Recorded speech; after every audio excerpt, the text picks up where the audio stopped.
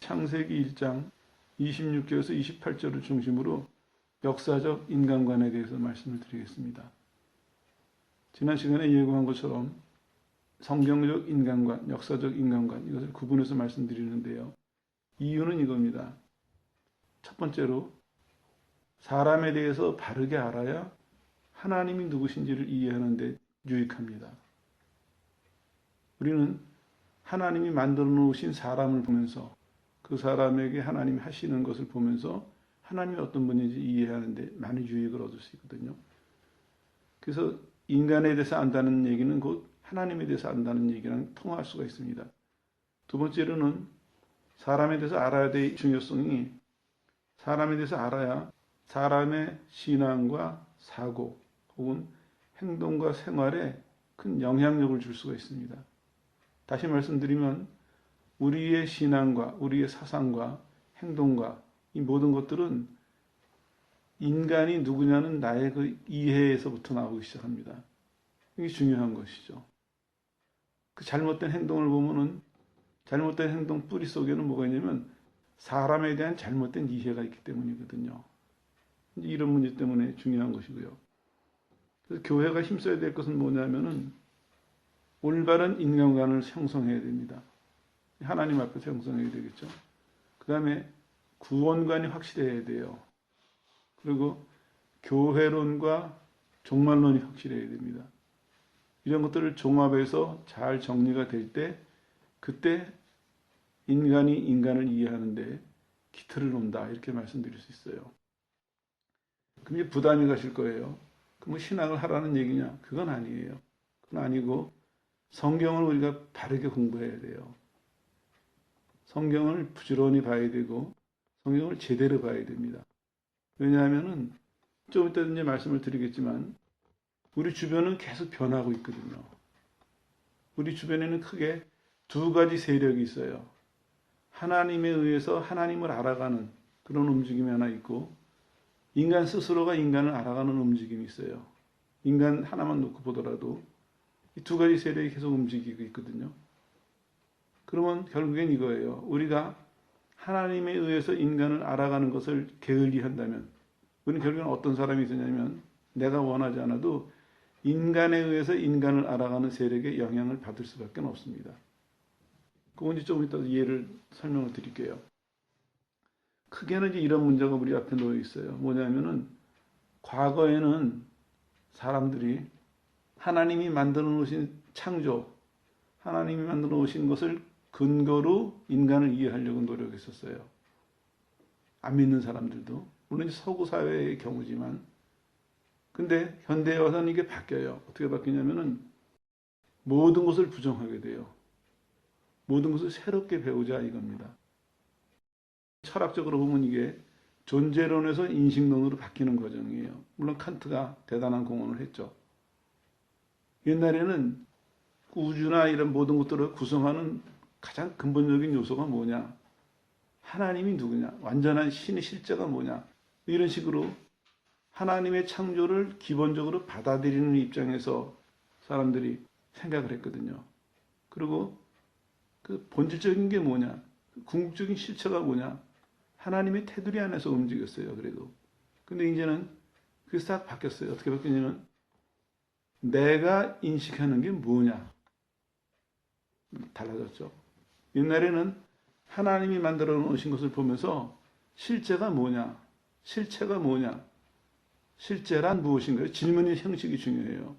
실체란 무엇이냐? 존재란 무엇이냐? 실존은 무엇이냐?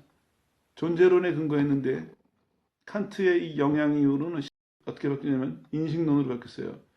내가 어떻게 알게 됐냐? 내가 그것을 어떻게 알게 됐냐? 그럼 생각을 해보세요. 답이 어떻게 나오겠습니까? 완전히 두 개가 다른 답이 나오는 거예요. 하나님이 만들어 놓으신 것을 근거로 이게 뭘까? 이걸 왜 만드셨을까? 이걸 우리가 어떻게 사용해야 되나? 이렇게 생각하는 사람들하고 내가 보니까 이거 저거야. 근데 어떻게 알았는 줄 알아? 이렇게 해서 알게 됐어. 완전히 다른 답이 나오겠죠. 물론 존재론이 없어진 건 아니에요. 존재론이 현대에 와서 다시 고개를 들고 존재론적 현상학이라는 쪽으로 조금 변형이 되긴 했지만 아무튼 이렇게 우리를 지배하는 사상의 흐름이 큰 두 세력이 이게 움직이고 있어요, 우리한테. 조금 더 자세한 설명을 드리면 이해가 가실 거예요. 그렇기 때문에 우리는 성경적인 인간에 대한 이해가 반드시 필요합니다. 그럼 성경을 봐야 돼요. 그리고 성경대로 살아야 돼요. 그러는 과정에서 성경적인 인간론이 형성이 되는 겁니다. 물론 조직시간한 시간에 성경적인 인간론을 배울 수는 있어요. 근데 그것 가지고는 부족해요. 그것 가지고는. 우리가 성경을 보면서 살면서 그러면서 하나님으로부터 배우는 것, 하나님으로부터 가지는 것, 그게 아까 좀 전에 말씀드린 것처럼 인간론, 종말론, 교회론, 이게 다 거기 포함되는 거거든요. 그 속에 다 있는 얘기입니다. 왜 이 말씀을 드리냐면은 우리가 이 말에 도전을 받아야 돼요. 예수를 믿는다는 것은 그냥 교회 다니는 정도가 돼서는 안 됩니다. 왜냐하면 우리의 원수들은 잠도 안 자고 지금 노력하고 있거든요. 우리의 믿는 기독교 신앙을 무너뜨리려고. 또 한편으로 보면은 믿지 않는 모든 사람들은 그 사람들의 속임수에, 그 사람들의 사상에 홀려가지고 지금 죽음의 길을 향해서 가고 있거든요. 그 책임이 누구에게 있습니까? 우리에게 있어요. 우리 시대 사람들은 우리가 책임을 져야 돼요. 아니, 나만 천국 가면 되지. 그건 하나님 뜻이 아닙니다. 예수님은 누구든지 얼마든지 구원하러 오셨거든요. 할 수만 있으면. 우리는 할 수만 있으면 한 사람이라도 더 구원의 길에 들어서도록 전해야 되고 권면해야 되고 기도해야 돼요. 교회가 자꾸 본인만 생각해서 나 구원받았으니까 됐다. 나 적당히 신앙생활하고 하나님께 적당히 복받았으니까 됐다. 이런 식으로 다 움츠러들으면 하나님 나라가 어떻게 되겠습니까? 하나님 뜻이 어떻게 되겠습니까? 하나님 뜻이 제대로 안 이루어지는 거예요. 그 충성이 아닙니다. 그 불충한 것입니다. 우리의 임무를 제대로 감당하지 않는 거예요. 이런 근본적인 문제를 생각해 볼 때 오늘 이 시간을 통해서 여러분들에게 도전이 되었으면 하는 그런 마음입니다. 먼저 성경적인 것을 조금 말씀드리고 그 다음에 이제 저쪽 얘기를 좀 하는 것이 낫겠죠. 인간이란 이런 얘기입니다. 참 신비한 존재다. 성경은 말씀하고 있어요. 왜냐하면요. 분명히 피조물이거든요. 하나님이 만드셨어요. 하나님의 생각, 하나님의 범위를 못 벗어나요. 만드셨기 때문에.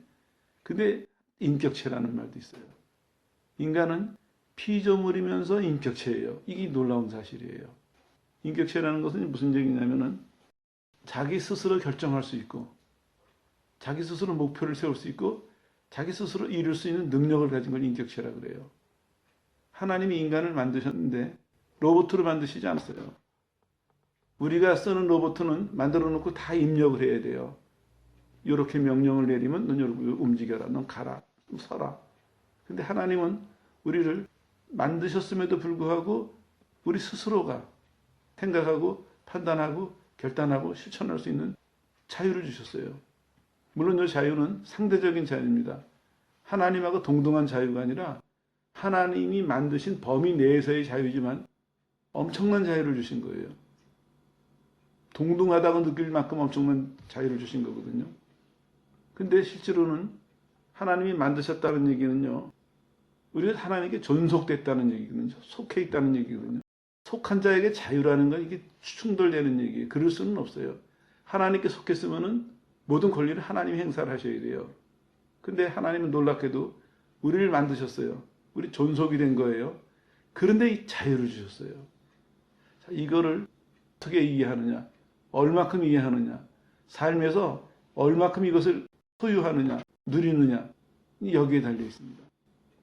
하나님은 교회가 세상을 구원하고 세상에서 벌어지는 모든 사상과 모든 이론과 모든 움직임과 모든 능력과 이런 것들을 충분히 무찌를 수 있도록 충분히 해결할 수 있도록 교회에다가 엄청난 걸 주셨어요. 하나님이 자녀들에게 엄청난 걸 주셨거든요. 근데 그것을 사용하지 못했다. 그거 가지고 열매를 맺지 못했다. 책임은 온전히 우리 탓이라는 거예요.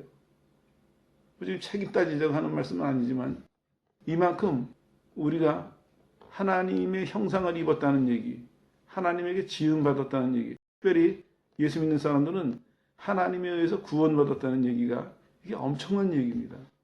엄청난 축복이자 엄청난 책임이 뒤따르는 거예요.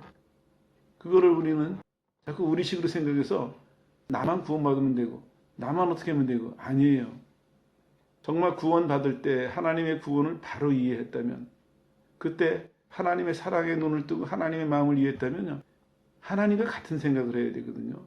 그러면 나머지 영혼들에 대한 생각이 있어야 돼요. 자연스럽게. 너무나 자연스러운 얘기입니다. 하나님 나를 구원하시기 전에 내 죄를 깨닫게 하시고 회개의 길로 인도하실 것처럼 그때 깨닫는 것처럼 우리가 내가 구원받는 순간 남은 영혼들에 대해서 하나님의 마음으로 하나님의 계획으로 그 생각이 열려야 되거든요. 그렇게 행동으로 옮겨져야 돼요. 그게 없다면은 좀 이상한 거예요. 그럴 수는 없거든요. 왜냐하면 하나님의 계획이고 하나님의 역사하심이니까. 이런 모순이 우리 삶에서 벌어지고 있어요, 실제로. 조금 더 말씀드릴게요. 이렇게 정리해서 말씀드릴 수 있을 거예요. 우리는 피조물은 피조물인데 선택권을 소유한 피조물이다. 선택할 수 있어요. 피조물인데. 이게 이제 갈등이에요. 왜냐하면 선택할 수 있는 권리를 잘 쓰면은 하나님께 충성하는 거예요. 근데 선택할 수 있는 권리를 잘못 쓰면은 하나님께 나중에 부끄러워요. 너 내가 그렇게 큰 권리를 주고 축복을 했는데 왜 그런 엉뚱한 데서 썼냐? 왜 사용 안 했냐? 책망하실 거거든요. 자각을 해야 됩니다. 그냥 내 인생이 아니에요. 우리는 하나님과 끊을 수 없는 관계 속에 있어요. 그게 뭐냐면 내가 내 마음대로 살 수 없다는 얘기예요. 내가 내 마음대로 살 수 없고 내가 내 마음대로 살아서도 안 되고 근데 그거는 어렵게만 생각할 것이 아니라 실은 복된 얘기거든요. 나는 하나님의 계획대로 하나님의 섭리대로 살아갈 수 있고 그것을 이룰 수 있는 특권을 가진 사람이다. 이런 얘기거든요. 하나님 지으셨다는 얘기가. 여기서도 보세요. 하나님이 지으신 다음에 다 맡기시잖아요. 또 다스려라.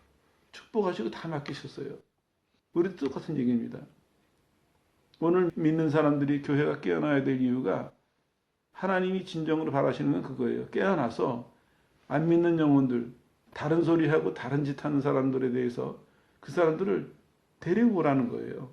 그만한 능력과 그만한 모든 것을 다 주셨어요. 얼마든지 감당할 수 있도록.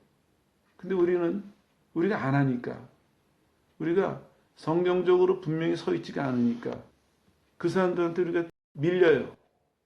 그 사람들은 대학의 권위를 갖고 있죠. 그 사람들은 과학이라는 걸 들고 나와요.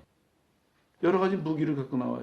근데 실은 우리가 하나님 말씀이라는 이 엄청난 무기를 갖고 있으면서도 익숙하지가 않으니까 이걸 사용할 줄은 모르니까 우리는 그 사람들이 권위를 갖고 나오면은 밀려나고 과학적인 근거를 갖고 나오면은 기가 죽고 진짜로 기가 죽어야 될 사람들은 그 사람들이거든요. 그 사람들의 이론은 아무리 뛰어난 것 같지만 그건 시간이 가면 변하는 거예요. 그러나 하나님의 말씀은 변하지 않습니다. 왜냐? 그 말씀을 하신 분이 살아계시고 그 말씀대로 이루고 계시기 때문에 하나님 말씀 변하지 않아요. 철학의 가장 첫 번째 주장이 뭐냐면 판타레이 하는 얘기입니다. 히랍어로 모든 것이 흐른다. 모든 것이 변한다는 얘기입니다. 이게 히랍 사상의 첫 번째 근본적인 문제예요. 다 변한다는 거예요.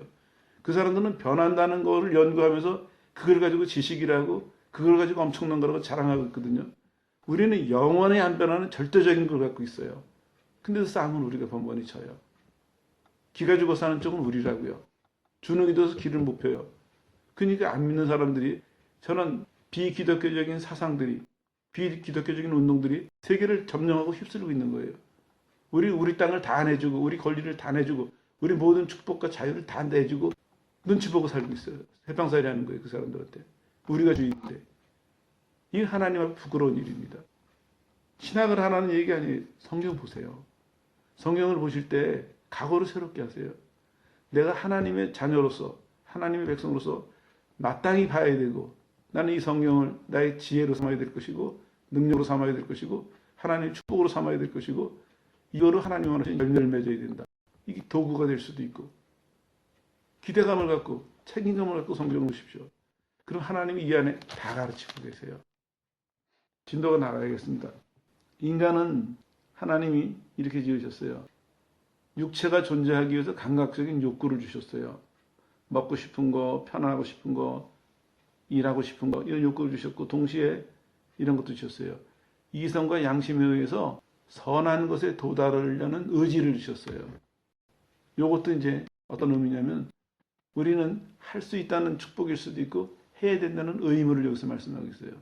하나님은 우리가 단순하게 동물적으로 살아가는 그 정도 수준이 아니라, 그거를 훨씬 뛰어넘어서, 정말 사람들이 자랑하는 저 히랍의 철학자들도 정의를 못 내리고 있는 최고의 선, 그 이상의 어떤 것을 이룰 수 있는 의지를 주셨어요. 의지를. 하고자 하면은 이룰 수 있다는 것입니다. 하나님의 의지를 주셨기 때문에. 지금까지 우리가 우리가 철학을 배운 것도 아니고 심리학을 배운 것도 아니고 신학을 한 것도 아닌데 안 해서 그래요. 이 안에 다 있다니까요. 그게 어디서 나왔겠습니까? 이 안을 못 벗어나요. 이 안에 극히 작은 부분이에요. 하나님에 대해서, 하나님의 세계에 대해서, 하나님 말씀에 대해서 눈이 열리면요, 세상의 모든 학문을 평가할 수가 있어요. 모든 학문을 조정할 수가 있다고요. 근데 우리가 안 해서 이 귀한 보물을 그냥 놓고 지내는 거예요. 용감하게 피십시오. 그러면 하나님께서 하나님의 말씀을 통해서 여러분들이 얼마나 축복을 받았는지, 어떤 일을 이룰 수 있도록 이끌어 가시는지 여러분들이 확인할 수 있습니다. 동시에 하나님은 우리에게 영원한 것에 대한 소원을 주셨습니다. 그래서 작정하신 때를 통해서 순간순간 그걸 드러내고 계세요. 지금도. 역사라는 것은요, 전체나 부분적으로 볼 때 하나님의 계획에 대한 대답입니다. 하나님의 계획에 영광을 나타내는 게 역사입니다. 이 역사는 우리 거예요.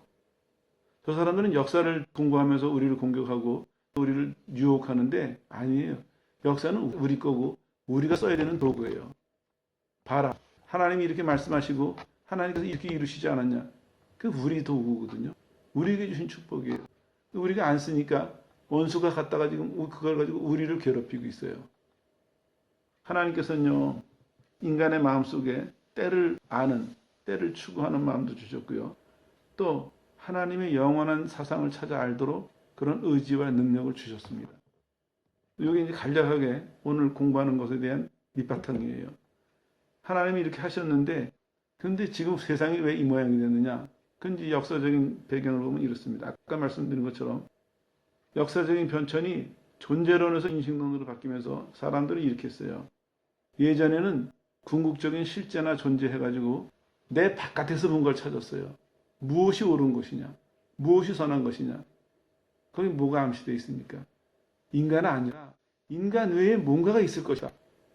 안 믿는 사람들이니까 하나님이다 소리 못해도 이게 다가 아닐 것이다.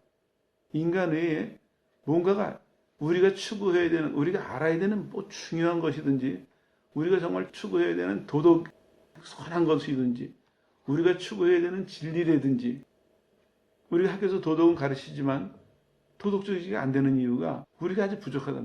뭔가는 있다. 내 밖에. 우리 밖에 뭔가는 있다. 그래서 하나님을 찾으려는 그 움직임을 우리 마음속에 주셨을 때 그거를 무너뜨리질 않았어요. 따라오지는 못했어도.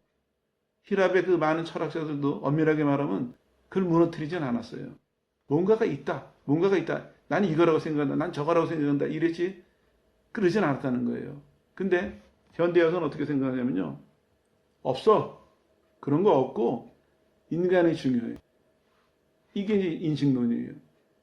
인간의 본체보다 인간의 실제가 중요한 거다. 뭔가 바깥을 향해서 하나님을 찾을 수 있는 그런 가능성을 가지고 살던 사람들에게 딱 문을 닫아버리고 너 들여다봐. 뭐냐면요. 네가 중심이 돼. 인간이 중심이 돼서 네가 뭘 느꼈는지, 네가 그걸 어떻게 알게 됐는지 요거 연구해. 그럼 인생을 알게 되는 거야.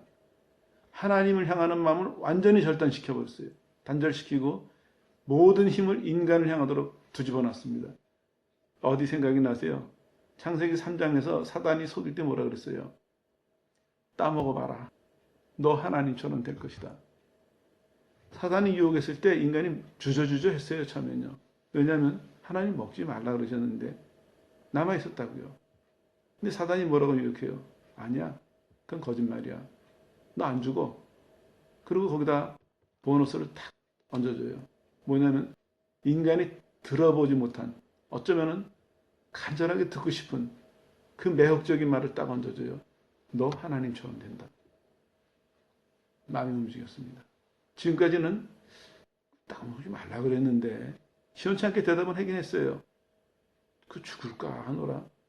분명하진 않았어요. 그랬는데도 머뭇머뭇했거든요. 근데 결정적인 그 말 한마디에 인간을 유혹하거나 인간의 속에 있는 뭔가 반항하고 싶은 걸 끌어낸 거예요. 그러니까 여태까지 봤을 때 그렇게 안 보이던 그 금단의 열매가 오늘은 먹음직하고 지혜롭게 할 만큼 탐스럽고 이게 좋아 보이거든요. 그 주저없이 따먹어버립니다. 주저없이. 그 결정적인 순간이 뭘까요? 너 하나님처럼 된다. 하나님 자리에다가 뭔가 인간이 꺼림직했는데 하나님 자리에다 인간을 탁 갖다 세워주니까 그 다음에 인간이 마음이 금방 돌아서고 말았습니다. 주의하세요. 사단이 먹인 거 아니에요. 자기가 따먹은 거예요. 사단은 따먹도록 꼬드겼어요. 먹은 건 인간입니다. 꼬드긴 것까지는 사단이고 오늘도 마찬가지입니다. 하나님이 중심이 되셔야 될 텐데 지금 역사는 어떻게 흘러왔냐면 특별히 역사에 이 공부 좀 한다는 사람들이 하나님 자리에다가 사람을 딱 갖다 세워놨어요. 그리고 하나님이 말씀하신 것을 근거로 뭔가 인간 바깥에서 뭔가를 찾으려고 하는 그런 움직임을 인간 안으로 다 몰아넣어 버렸어요. 완전히 뒤집어진 거죠. 그래서 하나님을 믿는 일은 이제 희박하게 됐어요. 거의 없어지고 뭐냐면은 인간을 믿는 일이 일어나기 시작했어요. 이게 뉴 인본주의입니다.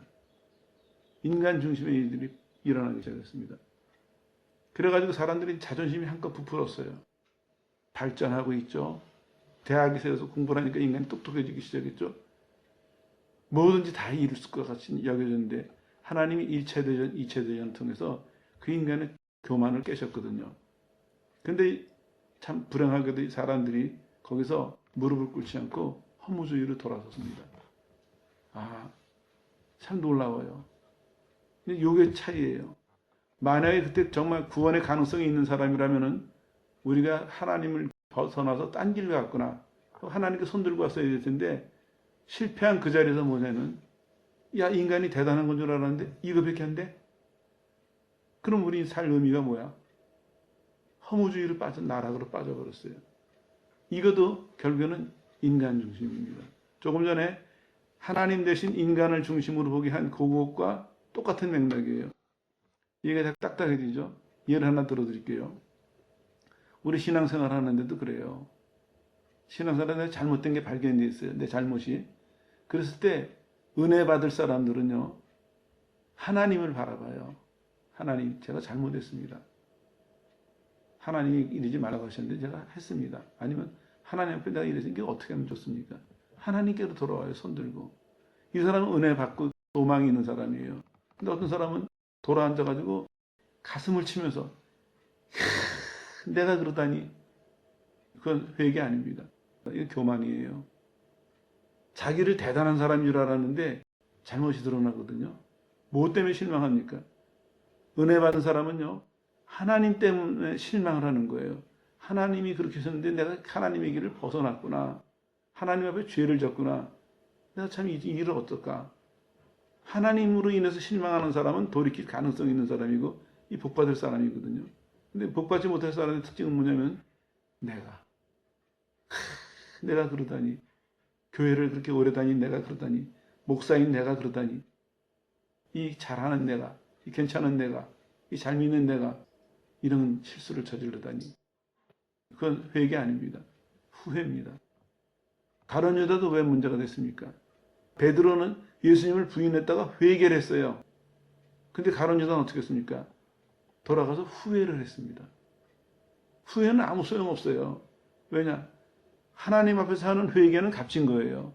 이건 용서와 구원에 이를 수 있는 거지만 자기 혼자 돌아앉아서 후회하는 거는 그건 자기 혼자의 일이에요. 하나님하고 무관한 일입니다. 이걸 말씀드리고 넘어가는 이유가 이 세력의 뿌리가 우리 속에 이렇게 깊이 자리 잡고 있습니다. 오늘날도 교인들 어떤 사람 보면 그래요. 잘못해놓고 하나님 앞에서 하나님 앞에서 내가 큰일 났습니다. 하나님 앞에서 이랬는데 어떻게 하면 좋습니까? 죄송하기도 하고 나 큰일 났습니다. 나 좀 어떻게 살려주십시오. 이런 사람들이 있는가 하면 어떤 사람은 내가. 이거는 아직까지 돌멩이 캐내지 않은 사람들이에요. 예수 믿고 회개할 때 다 캐내지 않았으니까 그게 뿌리가 남아있어서 살면서 이제 뿌리가 서서히 드러내는 거예요. 깨달아야 됩니다. 아, 내 속에 아직도 그런 게 있구나.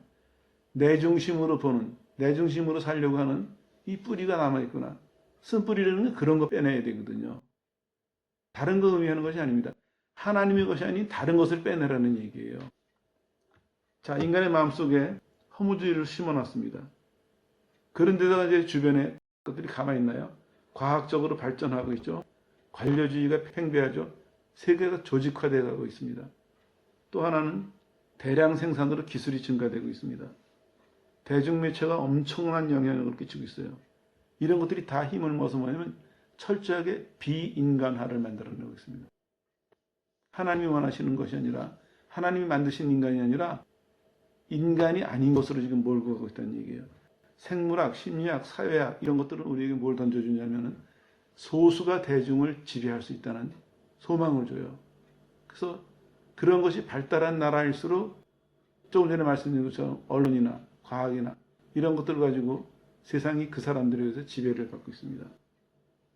그 다음에 유전공학이나 화학이나 이런 것들은 사람을 물질로 보게 우리를 유도하고 있어요. 사람은 성경에 분명히 하나님의 형상을 지어서 만들었다 이렇게 하셨거든요. 근데 유전공학이나 화학이나 이런 게 발달되다 보니까 인간은 뭐냐 했을 때 인간을 해부해 보니까 모두 조금 있고 무슨 요소도 있고 무슨 요소도 있고 인간을 계산해 보니까 800 얼마 더래요. 그래가지고 과학자들이 어디까지 해본 줄 아세요? 생명이 태어날 때 지구가 맨 처음에 생겨났을 때로 추측을 해본 거예요. 요런 요소, 산소, 수소, 뭐 있으면 되겠다 싶어가지고 그 애들을 쓰고 있는데 성공은 못해요. 왜냐? 생명은 하나님으로부터 오는 거거든요. 하나님으로부터. 근데도 오늘날 노벨상을 타고 뭐하고 하는 그 세계적인 그 석학들이 오늘 그 일을 하고 있어요. 그 사람들은 또 거기서 뭔가 기대하고 바라보고 있고 그 사람들이 말이라면 귀를 기울이고 있고 그 사람들의 말 한마디가 권위가 있고 얼마나 어리석은 짓입니까? 바로만 본다면 우리는 그 사람들만큼 학위도 없고 그 사람들만큼 우리는 경험도 없지만 바로만 본다면 하나님 말씀을 바로 보고 하나님을 바로 보고 인간을 바로 이해한다면 얼마나 어리석은 짓을 하고 있습니까? 이 학벌이 문제가 아닙니다. IQ가 문제가 아니에요. 이거는 이쪽에서 보느냐 저쪽에서 보느냐는 것은 완전히 다른 얘기입니다. 오늘 강조하고 싶은 건 그거예요. 왜 인간이 인간에 대해서 이해하느냐, 인간을 하나님 편에서 보느냐, 인간을 사람 편에서 보느냐에 따라서 우리가 이해하고 그 다음에 우리 살아가는데 영향을 미치는 모든 것이 완전히 다른 길을 준다는 것입니다. 우리는 지금 갈림길에 서 있어요. 그리고 매일 우리는 갈림길에 서 있어요. 우리 옆에 두 길이 있습니다. 하나님의 방법대로 보는 길과 인간의 방법대로 보는 길, 두 길이 우리 앞에 늘 놓여요. 큰 길은 물론 우리가 하나님 쪽으로 들어섰어요. 그런데도 끝난 것은 아닙니다. 천국 가는 그날까지 우리 속에는 끊임없이 작은 갈림길이 나와요.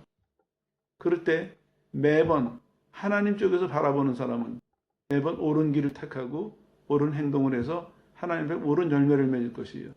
충성스럽다, 성실했다, 하나님 축복하실 거예요. 그러나 하나님의 길에 들어섰다고 할지라도 거기서 하나님 쪽에 서서 바라보는 일을 소홀히 한다면, 그걸 게을리 한다면 우리는 중간에 불필요한 가신떨기와 엉겅퀴와 이 불필요한 것들을 많이 가지고 갈 거예요. 그래서 강조해서 말씀드리는 것입니다. 그러다 보니까 결국엔 뭐냐면요. 비기독교적인 인간론이 나왔습니다. 극단주의죠 물론. 인간은 물질로 되어 있다. 공산주의가 뭐라고 생각하는 줄 아세요? 한 사람의 인간은 가치가 없다. 사회라는 조직이 있어야 이 사람의 가치가 있다. 이게 공산주의입니다. 그러니까 이 사람들은 이 한 사람 희생해도 조직의 전체가 유익이 된다면 그 옳은 일이다. 이거 주장하는 거예요. 또 보세요. 행동과학자들은 어떻게 얘기하냐면 어떤 사람의 행동을 볼 때 그 사람 속에서 뭔가 자율적인 움직임에 의해서 이 사람의 행동이 나온 것이 아니라 환경에 의해서 나왔다. 이렇게 얘기를 하고 있어요. 무슨 얘기입니까? 인간의 죄에 대해서 그 사람이 죄를 진 것이 아니라 그 사람의 환경이 죄를 짓게 했다. 이런 얘기거든요. 말 나왔으니까 조금만 말씀드리고 넘어갈게요. 이제 이게 대표적인 게 뭐냐면요. 미국의 어느 학교에서 총기 사건이 일어났어요. 누가 총 들고 뛰어들어서 선생님 애들을 많이 쏴 죽였어요. 그러면은 옛날에는 죄다. 이렇게 얘기를 했어요. 요즘 어떻게 해서인지 아십니까? 총기 쏘거나 아니면 인지를 많이 잡고 있으면요. 모여든 사람들이 무슨 얘기부터 하는 줄 아냐면요. 자라날 때 환경을 보자. 부모한테 학대받았냐, 걔가? 정신적으로 문제가 있느냐? 뭔가 심리적으로 스트레스가 있느냐? 유전적으로 무슨 문제가 있느냐? 그 사람이 지금 죄를 짓고 있는데 그 사람이 죄인이라고 지적하지 않고 너 그 죄니까 나와라. 총 내려놓고 나와라. 이걸 안 하고 너 자라날 때 누가 괴롭혔냐? 너 마음에 무슨 상처가 있냐? 네 속에 뭐 이상한 에너지가 움직이냐? 그 사람의 죄를 다 다른 것을 또 떠맡기는 걸 하고 있어요. 그게 그냥 일반 사람들이 하는 것이 아니에요. 세계적인 권위자들이 그걸 하고 있어요. 방송에서는 또 그 사람들을 데려다가 그것도 말을 시키고 있어요. 듣는 사람들은 아 그랬나 보다. 즉 사람을 죽이고 있는데 쟤는 어렸을 때 학대받아가지고 그 상처가 남아서 죽이고 있는데 그때 그 죄가 무마가 됩니까? 아니에요. 형법에도요. 우리가 지금 갖고 있는 형법에도 한 사람이 자기 행동에서 책임질 수 있는 능력이 있다는 것을 가정해서 형법을 넣는 것입니다. 근데 잘못되면 벌을 주는 거예요. 왜? 너는 잘못 안 할 수 있는 능력이 있는데 네가 그걸 어기고 죄를 졌으니까 넌 징역살이를 해라. 이게 형법의 기본적인 틀이 이거거든요. 성경과 같은 얘기예요. 근데 우리는 어떻게 하고 있습니까, 지금? 이 많은 사람들이 다 인간 중심으로 생각하다 보니까 죄를 인간이 졌다고 하면 안 되거든요. 그러니까 죄의 문제에 부딪혀서도 결국에는 그 죄의 책임을 다 환경으로, 조건으로 다 떠넘기는 거예요. 그걸 빠져나가는 거예요. 이게 풀려난 것 같지만요. 이 사람이 어디 가고 있습니까? 지옥을 향해서 달려가고 있는 것입니다. 지금 당장 비난은 면했지만, 지금 당장 처벌은 면했지만 그 사람의 영혼은 어디 가고 있습니까? 영원한 형벌은 지옥으로 가고 있거든요. 얘기가 좀 확대해서 정리해 드릴게요. 오늘 하나님 편에서 인간을 보는 게 이렇게 중요합니다. 아니면 하나님 편에서 인간을 보는 것을 배우지 않는다면, 훈련하지 않는다면 우리는 인간 편에서 인간을 보는데 영향을 입을 수밖에 없어요. 우리 주변에 다 그렇잖아요. 심리학이 뭡니까? 심리학자들이 뭐예요? 사람을 파고들어서 연구해가지고 사람이 사람을 조종하는 그거 하고 있어요. 그거에 기여하고 있다고요. 쉬운 예로서 패스트푸드 좀 가보세요. 강렬한 색깔에 빠른 음악에 그래야 사람들이 빨리 먹고 빨리 나간대요. 우리는 무의식적으로 조종당하고 있는 거예요. 우리가 보는 길거리 간판 하나, 우리가 사 먹는 모든 음식물의 포장 하나에도 우리를 조종하려고 하는, 자신들이 원하는 쪽으로 우리를 조종하려고 하는 그 많은 노력들이 거기 다 포함되어 있는 겁니다. 하나님의 말씀으로, 하나님을 아는 지식과 하나님을 따르는 삶으로 무장되어 있지 않는다면, 마음과 행동이 무장되어 있지 않는다면 우리는 원하지 않아도 끌려갈 수밖에 없습니다. 이거 아니면 저건데요. 그게 나랑 무슨 상관이 있느냐? 아니, 상관이 있어요. 우리는 무의식적으로 다 영향을 받고 있어요. 왜냐? 세상이 지금 그것을 추구하고 따라가고 있거든요. 세상이 그 사상 위에, 그 이론 위에, 그 활동 위에 세상이 쌓아져 가고 있거든요. 지금 바벨탑처럼. 우리 힘으로 빠져나올 수 있다고 생각하세요? 못 빠져나와요. 철학적이나 신학적이나 심리학적인 얘기를 하자는 얘기가 아닙니다. 성경적으로 인간이 누군지를 이해해야 그 인간을 통해서 인간을 만드신 하나님을 알아가게 될 것이고, 하나님을 알아가야 우리가 살아가는 이 역사 속에서 벌어지는 일들을 우리가 하나님의 편에서, 하나님의 관점에서, 하나님의 섭리 속에서 이것을 이해할 수 있고, 그 이해가 결국에는 우리의 사상과 우리의 행동을 이끌어간다는 얘기입니다. 예수 믿는다는 얘기는요, 잘 믿는다고 감정만 북돋아가지고는 잘 믿지 못합니다. 내가 왜 그게 옳은지 내 마음이 동의를 해야 돼요. 그래야 이 사람이 꾸준히 갈 수 있습니다. 유혹이 와도 뿌리칠 수가 있고, 시련이 와도 극복할 수가 있습니다. 근데 잘 믿어야 돼, 잘 믿어야 돼, 잘 믿어야 돼. 감정만 막 끌어놨어요. 그래서 어려워지면은 아무도 없어요. 슬그머니 놓고 돌아가요. 슬그머니 곳에는 타협해요. 안 그런 척하고. 아무도 안 봤으니까. 또 변명을 만들어내요. 뭐 형편이 그래가지고 그때 누가 어땠어. 이러니까 우리가 문제가 생기는 거예요. 바른 이해가 필요합니다. 그 바른 이해가 어디서부터 출발이냐. 오늘 인간이니까 인간에 대한 얘기에서 마무리 줄게요. 세상에는 두 가지 지혜가 있다고 봐야 되겠죠. 하나는 하나님이 위에서 주신 것. 망가졌지만 회복된 지혜가 있어요. 그 이제 믿는 사람들이 갖고 있는 거고, 다른 하나는 망가진 채로 있는 지혜가 있습니다. 그 안 믿는 사람들이 갖고 있는 지혜입니다. 결론은 아시겠죠? 하나님은 우리에게 이 지혜를 주려고 하세요. 망가졌지만 고쳐진 지혜. 그 출발이 어디냐면 여기서부터입니다. 나는 내가 누군지를 알아야 됩니다. 내가 누군지를 알 때 나를 통해서 하나님을 알 수가 있고, 또 그 하나님을 알 때 우리가 살아가는 이 시대를 이해할 수 있고, 그럼 내가 무엇을 어떻게 해야 될지 답을 찾을 수가 있는 거거든요. 이것만 성실하게 한다면 우리가 다른 사람만큼 공부를 안 했어도 세상을 바로 볼 수 있고, 바르게 판단할 수 있고, 세상에서 바르게 행할 수가 있습니다. 하나님은 쉬운 길을 우리에게 주셨습니다. 그러면서 말씀하시는 것이 이번 시간에는 우리를 알라는 얘기입니다. 인간을 알되 하나님 안에서 인간을 알아라. 혹시 이 말씀이 여러분에게 좀 도전이 되길 바랍니다. 그냥 교회 그냥 다니듯이 다니시지 말고 이제는 내가 한 사람의 인간으로서, 한 사람의 하나님의 백성으로서 왜 성경을 봐야 되고, 왜 성경대로 살아야 되고, 왜 성경대로 열매를 맺어야 되는지 조금이라도 우리가 자극을 받았다면 꾸준히 하세요. 꾸준히 하시는 가운데 여러분이 어느 철학자보다도, 어느 신학자보다도, 어느 심리학자보다도 뛰어난 사람들이 될 수 있습니다. 솔로몬이 대학 다녔나요? 안 다녔습니다. 근데도 성경이 뭐라고 말씀하고 있습니까? 그 시대의 모든 똑똑한 사람들이 솔로몬의 지혜를 못 당했습니다. 다니엘이 청소년 시절기에 포로로 잡혀갔어요. 그런데 바벨론 하면 그 시대에 엄청난 데거든요. 미국의 실리콘밸리 이상 간 곳이죠.